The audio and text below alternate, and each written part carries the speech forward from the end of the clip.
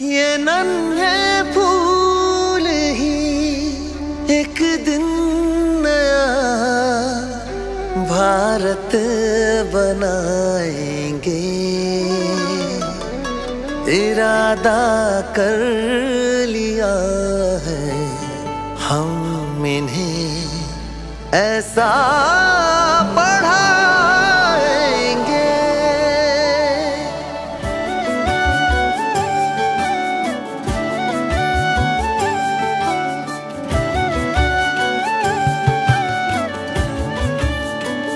पढ़ेंगे हम कि हमको कोई भी बहका न पाए। पढ़ेंगे हम कि हमको कोई भी लड़वा न पाए। पढ़ेंगे हम कि धर्मों के सही पैगाम क्या है। पढ़ेंगे हम खुदा क्या है, हमारे राम क्या है। ये नन्हे दीप ही इंसानियत की लौ जलाएंगे। हो इरादा कर लिया है हम इन्हें ऐसा पढ़ाएंगे।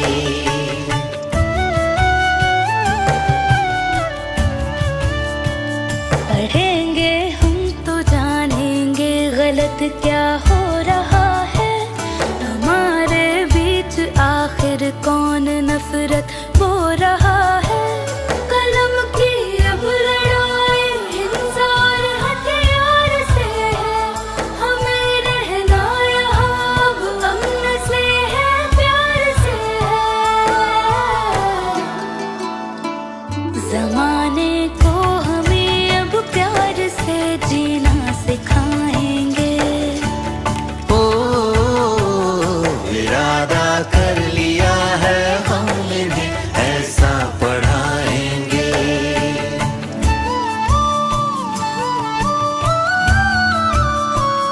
जो इंसान में ना इंसान देख पाए वो पढ़ा ही क्या। जो इज्जत औरतों को दे न पाए वो पढ़ा ही क्या। पढ़ा ही क्या अगर डर और वहशत रह गई मन में। हम अपने आचरण से ही सवेरा लेके आएंगे। सवेरा क्या है, सूरज भी ये अपना खुद उगाएंगे। हो इरादा कर लिया है हम इन्हें ऐसा पढ़ाएंगे।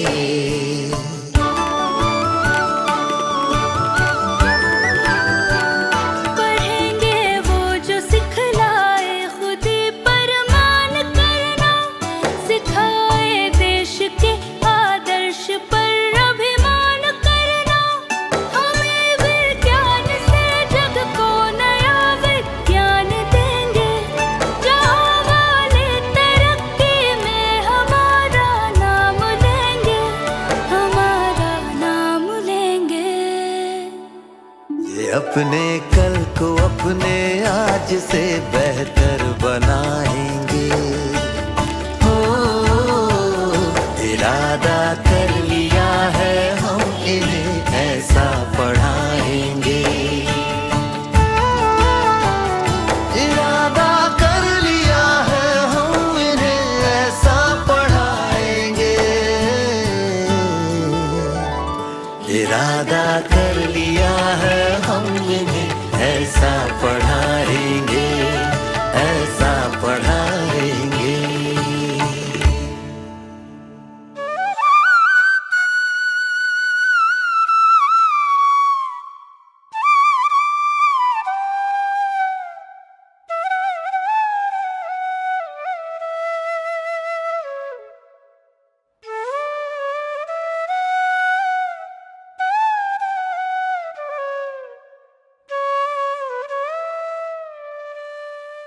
एक पुल गलत बन जाए तो कोई बड़ी दुर्घटना नहीं होती, जनहानि होती है, कुछ लोग मरते हैं, दुख की बात है।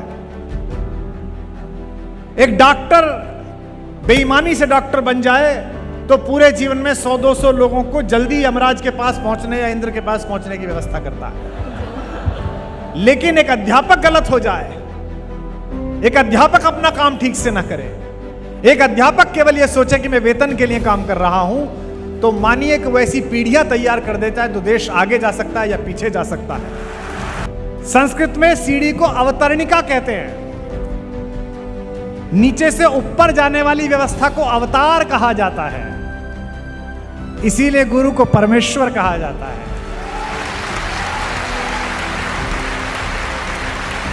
देश में कोचिंग सेंटर हो, यह मेरे लिए खुशखबरी नहीं है।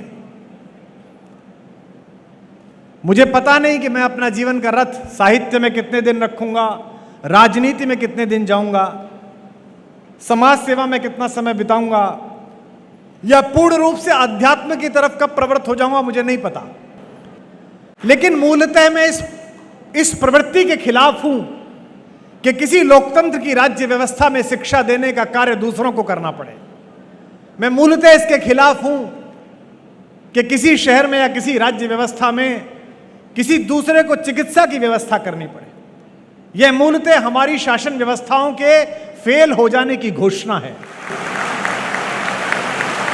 आज से 30 साल पहले, 40 साल पहले इस देश में लोग आईएएस बन रहे थे, इस देश में लोग पब्लिक सर्विस कमीशन में जा रहे थे, इस देश में लोग इंजीनियरिंग में जा रहे थे, हम जैसे बच्चे जा रहे थे कस्बों के, किसी कोचिंग से नहीं गए थे। गुरुजी जो स्कूल में पढ़ाते थे, जो सरकार का स्कूल था, उन्हीं में मैं तो द्रोणाचार्य भी नहीं कहता, द्रोणाचार्य तो फिर भी किसी मेधावी एकलव्य का अंगूठा मांगता है। ऐसे गुरु जो केवल प्रणाम मांगते थे, केवल आपका स्मरण मांगते थे, उन्होंने इस देश की नींव गढ़ने वाले लोगों को तैयार किया है, सरकारी स्कूलों में तैयार किया। हम में से अधिकांश लोग जो 70 के दशक में पैदा हुए हैं, वो या तो घर पर दाई के हाथों पैदा हुए हैं या सरकारी अस्पताल में पैदा हुए हैं। आज एक सामान्य 30-40 हजार की नौकरी करने वाला आदमी इस बात की सोचता है कि उसकी पत्नी गर्भवती है तो 1 लाख रुपए बचा लूं, क्योंकि प्राइवेट में 1 लाख रुपए लगेंगे, और ईश्वर ना करे सीजेरियन करवाना पड़े तो 2-2.5 लाख लग जाएंगे। यह मूलतः शासनों की, प्रबंधनों की, राजनीति के फेलियर की घोषणा है। लेकिन यह देश है कि जहां जहां सत्ता फेल होती है, वहां वहां इस देश की जनता उस व्यवस्था को संभाल लेती है। इसके लिए मैं इनको बधाई देता हूं कि इन्होंने इस व्यवस्था को संभाला है। क्योंकि इस देश को तो आईएएस चाहिए, इस देश को तो एसडीएम चाहिए, इस देश के तटरक्षक बलों को तो कमांडेंट चाहिए, इस देश की सीआईएसएफ को तो बेटे चाहिए। वो आएंगे कहां से? याद रखिए, यहां बैठे हुए शिक्षकों में सबसे पहले आपसे बात शुरू करता हूं।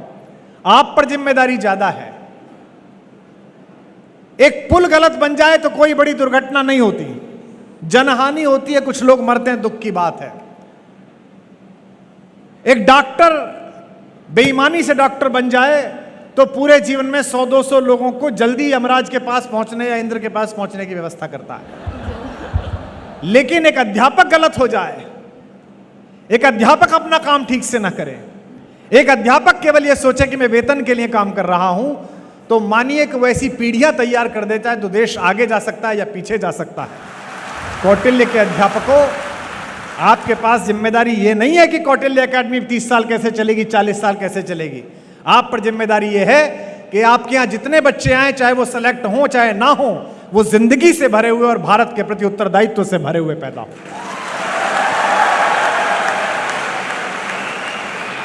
ये जो इर्रेस्पॉन्सिबिलिटी हमारे बीच आ गई है, ये जो गैर जिम्मेदारी हमारे बीच आ गई है। 2011 आंदोलन शुरू होने से पहले तक मैं भी पढ़ाता था, बीए एमए की क्लास पढ़ाता था, और मैं देखता था कि मेरी कॉलोनी में रहने वाले प्रशासनिक अधिकारी या एक छोटा सा व्यापार करने वाले आदमी के चेहरे पर जितनी हनक, जितनी तेजस्विता, जितना गौरव बोध, अपने काम के प्रति जितना उत्सुक भाव होता था, उतना अध्यापकों में नहीं होता था। क्योंकि आप इस बात से मत तोलिए खुद को कि आपको वेतन कितना मिलता है, आप इस बात से मत तोलिए कि आपको विधायक जी जानते हैं कि नहीं जानते, उषा जी आपकी मंत्री, हमारी बड़ी बहन आपको जानती हैं कि नहीं जानती हैं। आप इस बात से तोलिए कि ये सब लोग ट्यूबलाइट में कनेक्शन लगाने का काम करते हैं। आप अध्यापक हैं, आप एक दीपक से लाखों दीपक जलाने का काम करते हैं, यह आपका कौशल है। बहुत सारे अध्यापकों को यह बात लग सकती है कि कुमार विश्वास ऐसी बात इसलिए कह रहे हैं कि खुद भरे पेट के आदमी हैं। बिल्कुल गलत बात। अर्थ से किसी बात की अर्थवत्ता तय नहीं होती, पैसे से किसी बात की चीजें तय नहीं होती हैं। और अगर अर्थ से चीजें तय होती तो यहां हिस्ट्री तो सब लोग पढ़ते हो, इतिहास तो सब लोग पढ़ते हो। जितने इतिहास के विशेषज्ञ बैठे हों या गुरुजन बैठे हों, मुझे याद करके बताएं, पूरे 1000 साल में 2 सेठों के नाम बता दो। पूरे 1000 साल के भारत के इतिहास के सेठों के नाम पता नहीं है तुम्हें। 14वीं शताब्दी का सबसे बड़ा सेठ कौन था दिल्ली का, पता नहीं है। 16वीं शताब्दी में इंदौर का सबसे बड़ा सेठ कौन था, पता नहीं है। केवल 2 सेठों के नाम इस देश को याद हैं। एक अपनी स्वतंत्रता और अस्मिता के लिए लड़ने वाले महाराणा प्रताप के लिए अपने पूरे खजाने को खोल देने वाला भामाशाह, और एक स्वतंत्र भारत की लड़ाई में गांधी के पीछे अपना धन लगा देने वाले बिड़ला जी। केवल 2 सेठों के नाम याद हैं। इन 2 सेठों के नाम भी क्यों याद है? इन 2 सेठों के नाम इसलिए याद हैं कि इन दोनों सेठों ने अच्छे काम के लिए अपने पैसे को लगाया। इसलिए नहीं कि उन्होंने पैसा बहुत कमाया। ब्रांड के लोग मुझसे कहते हैं कि फलां प्रोग्राम में चले जाइए, टीवी में फलां काम कर लीजिए, रेस्टोरेंट खोल दीजिए। तो मैं कहता हूं ये मेरा काम ही नहीं है। 1-2 काम मैंने ऐसे किए थे जो मुझे नहीं करने चाहिए थे, उनका पश्चाताप आज तक पूरा नहीं हो रहा मुझसे। ईश्वर ने तय कर दिया, नियति ने तय कर दिया, मुझे कहकर भेज दिया कि कुमार विश्वास, तुम्हें मैं विशेष कृपा से नवाज रही हूं बेटा। मैं तुम्हें समय अवसर के अनुकूल ही बात याद आने का कौशल सौंप रही हूं।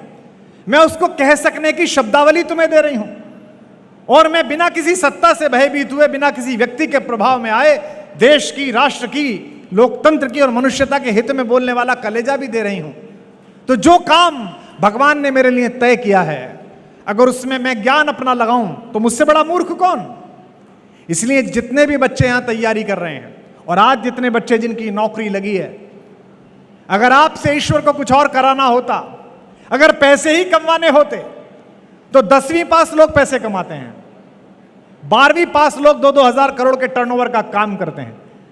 आपको पढ़ा लिखा कर कौटिल्य एकेडमी में आपने 1 साल भर पढ़ाई की, 2 साल पढ़ाई की, इसके बाद आपको जज इसलिए बनाया गया है, इसके बाद आपको एसपी इसलिए बनाया गया है, इसके बाद आपको कलेक्टर इसलिए बनाया गया है कि इंदौर के किसी कोने में, देवास के किसी कोने में, भारत के किसी कोने में जहां आपकी नौकरी लगे, वहां एक छोटी सी ढाणी में भी रहने वाला एक आदमी, झोपड़ी में रहने वाला आदमी भी जब आपके द्वार पर न्याय मांगने आए, तो इस कौटिल्य अकादमी की शिक्षा याद रखना। मुझे आश्चर्य होता है, आईएएस के घर में पैसे निकले तो 1 हफ्ते तक तो गिनती लग गई। 1 हफ्ते तक गिनती हुई, नोट नहीं गिने गए। ये क्या देश बना रहे हैं, और क्यों बना रहे हैं हम? क्योंकि सब कुछ ठीक चल रहा है, केवल जो बीज जड़ में जाना चाहिए वो ठीक नहीं चल रहा।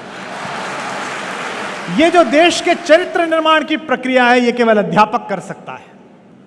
दुनिया के बड़े बड़े देश रोए, दुनिया में जिनका हैप्पीनेस इंडेक्स नंबर 2, नंबर 3 था, जिन स्विट्जरलैंड में छुट्टी मनाने के लिए हम तरसते थे कि 5 दिन की छुट्टी है, 10 दिन की हो जाए, जिस इटली में घूमते हुए हम वीडियो बनाते थे कि वेनिस में घूम रहे हैं कि फ्लोरेंस में घूम रहे हैं, 100-150 लाशें गिरी तो पूरा वेनिस रोने लगा, पूरा स्विट्जरलैंड रोने लगा।